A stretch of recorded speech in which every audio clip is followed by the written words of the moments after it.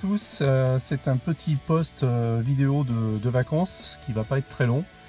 Je fais un break dans mon break, break dans mes vacances, vous avez compris, pour vous expliquer un petit peu la mésaventure qui m'est arrivée avec ma mémoire d'iPhone. Alors, c'est pas un truc exceptionnel, hein, c'est pas la fin du monde et ça arrive certainement à de nombreux utilisateurs, mais comme je vous en ai parlé rapidement sur Facebook il y a quelques jours, je voulais vous préciser un petit peu ce qui s'était passé afin que ça puisse éventuellement servir à ceux qui risqueraient de se trouver dans la même situation. En fait, mon problème, il est arrivé de la conjonction de deux événements concomitants qui n'arrivent pratiquement jamais. Et il se trouve que moi, dans la même semaine, les deux me sont arrivés pratiquement à quelques jours d'intervalle. Et c'est ce qui m'a valu cette mésaventure fort regrettable. J'étais en vacances donc en Italie, en Toscane, dans un endroit magnifique. Et comme vous avez peut-être pu le voir dans certains aperçus photos. Et j'avais amené un drone avec moi, un Parrot Bebop 2 pour ne pas le nommer. Et donc j'ai fait plein de photos de vacances, des photos en famille, des photos de tout ce qu'on a fait pendant cette magnifique semaine. Et j'ai fait beaucoup de photos et beaucoup de vidéos avec le drone. Et j'ai passé pas mal de temps à travailler sur la vidéo, à monter les vidéos, etc. Et en fait, je me suis aperçu d'un truc, c'est que on est arrivé le samedi il y a une semaine, donc un peu plus d'une semaine. Et à partir du dimanche, mes photos qui se synchronisent habituellement systématiquement sur iCloud d'une part et sur Google Photos d'autre part, où j'ai tout activé avec la synchronisation en temps réel, automatique, etc. Donc ce qui fait que j'ai jamais de problème avec ça habituellement. Je peux perdre mon iPhone, je peux me le faire voler, il peut exploser, c'est pas un problème. J'ai toutes mes photos sur iCloud, toutes mes vidéos et toutes mes photos sur Google Photos et même sur Google Drive. Donc j'ai tout paramétré. Moi, il faut savoir qu'en backup, en fait, je travaille soit avec mes appareils, soit iPhone et iPad. Enfin, L'iPad, comme je vous l'ai déjà dit, je l'utilise très peu, mais l'iPhone qui est vraiment mon outil de travail. Et puis tout ce que je fais sur PC, tout ça est synchronisé sur iCloud pour la partie iOS. Et tout le reste est synchronisé sur Google Drive où j'ai pris le contrat pro, je sais plus combien, 10 Tera, enfin je sais pas. Donc enfin voilà, de toute ma vie, je remplirai jamais l'espace que j'ai pris sur Google Drive, et tout est synchronisé automatiquement, quel que soit l'appareil. Donc là-dessus, j'ai aucun problème. Mon disque dur, c'est plus le disque dur de mon PC ou de mon smartphone, c'est l'espace que j'ai sur Google Drive. J'ai aussi un Dropbox, etc. Mais bon, je l'utilise très peu. Voilà, donc mes procédures de backup, elles sont faites, elles fonctionnent, il n'y a pas de souci. Je ne sais pas ce qui s'est passé, et c'est une énigme pour moi, parce que j'en ai parlé aux gens chez Apple, qui étaient incapables de me répondre. À partir du moment où je suis arrivé le samedi soir, le samedi après-midi, sur notre lieu de villégiature en Toscane, les dernières photos qui se sont synchronisées sur iCloud datent de dimanche, c'est-à-dire à peu près, même pas, non, date du samedi en fait. Date du samedi, je suis arrivé sur place, j'ai fait 2-3 photos, voilà. C'est les dernières photos qui se sont synchronisées sur mon iCloud. De toute la semaine, mes photos et mes vidéos ne se sont plus synchronisées, ni sur iCloud, ni sur Google Drive. Je suis allé voir dans les réglages, a priori tout était activé, synchronisation en Wi-Fi et en 3G, etc. Alors ça reste une énigme, je ne sais pas ce qui s'est passé du tout. Et le deuxième événement qui s'est produit, et c'est ce que je disais en début, en introduction, c'est que les deux se sont produits à quelques jours d'intervalle. C'est que donc j'ai fait des vidéos et des photos toute la semaine, et quand je suis rentré, on est repassé à Lyon en transit pour repartir. Là on est encore en vacances pour 2 semaines, et on est passé à Lyon en revenant d'Italie, et voilà, donc on a fait 1000 km dans la journée. On est arrivé à Lyon le samedi soir, je vous raconte un peu ma vie. La précipitation, on déplie les valises pour les refaire pour repartir sur un deuxième lieu de villégiature.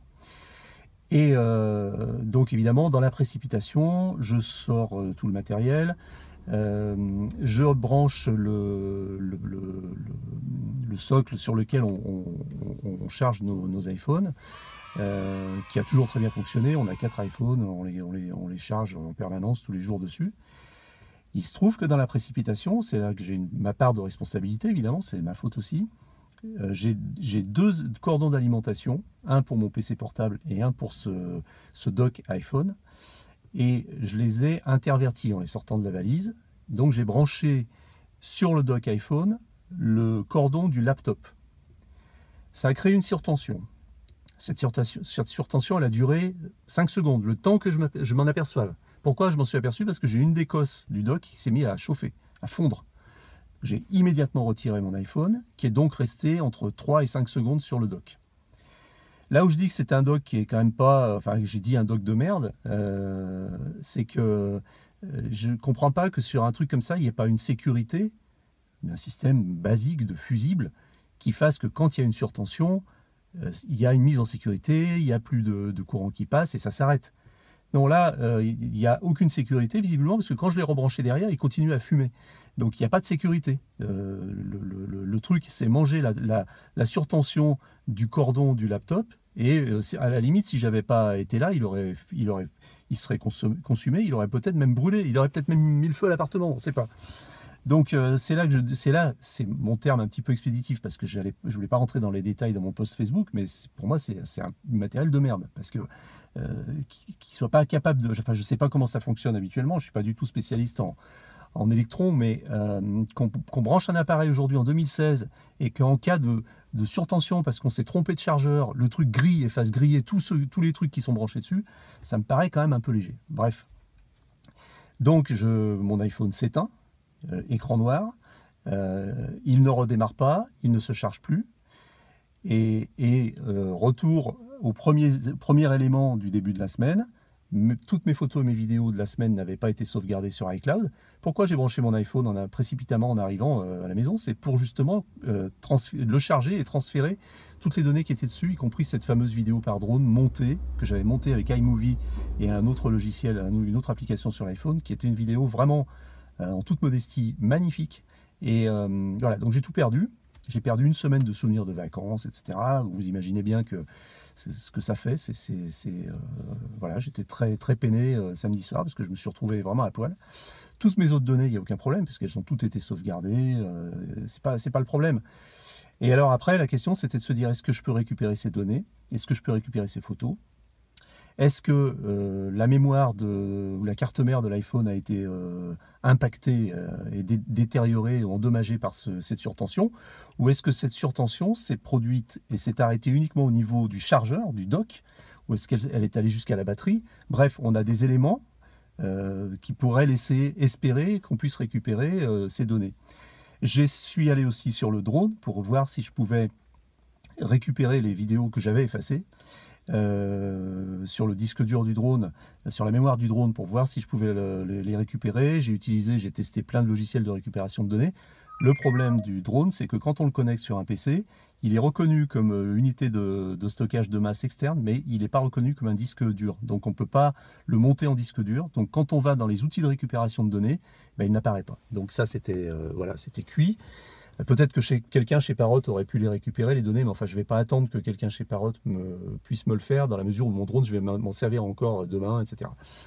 Donc voilà. Et alors, récupérer les données sur l'iPhone, j'avais cet espoir-là. Je me suis renseigné, je me suis documenté tout le week-end, etc. Et hier matin, à la première heure, je suis allé chez Apple, à l'Apple Store de Lyon, à la Part-Dieu. Je leur ai expliqué le problème, ils ont très bien compris. Ils m'ont dit, bon, malheureusement, on ne va rien pouvoir faire parce qu'on ne peut pas l'ouvrir. Je leur ai dit, vous n'avez pas un outil de diagnostic qui permette de savoir si il est possible de récupérer ou pas les données. Donc c'est pas le cas, ils peuvent pas. Donc eux, très gentiment, m'ont proposé un échange standard sous garantie, parce que mon iPhone 6S est encore garanti. Donc gratuitement, ils me donnent un iPhone 9. Je leur ai dit, ouais, mais ça ne règle pas mon problème, puisque mon problème, c'est moi, je m'en fous. À la limite, au pire, bon, ça coûte 850 €, ça fait mal au cul, ok.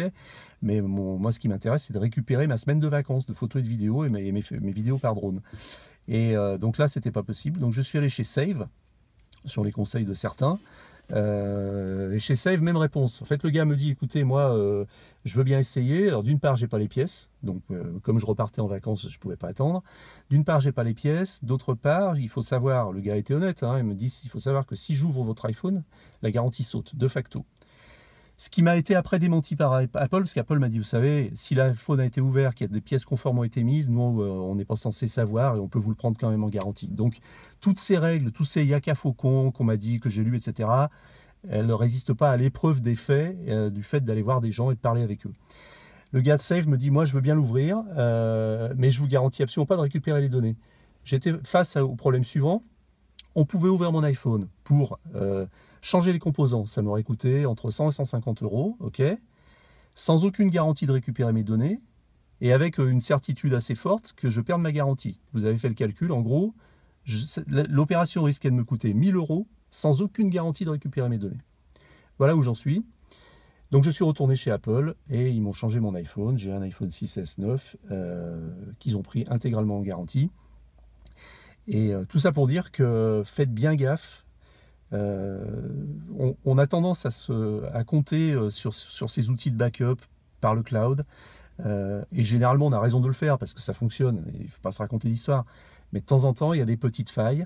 Et moi, cette faille qui fait que pendant une semaine, mes données ne se sont pas sauvegardées dans iCloud automatiquement.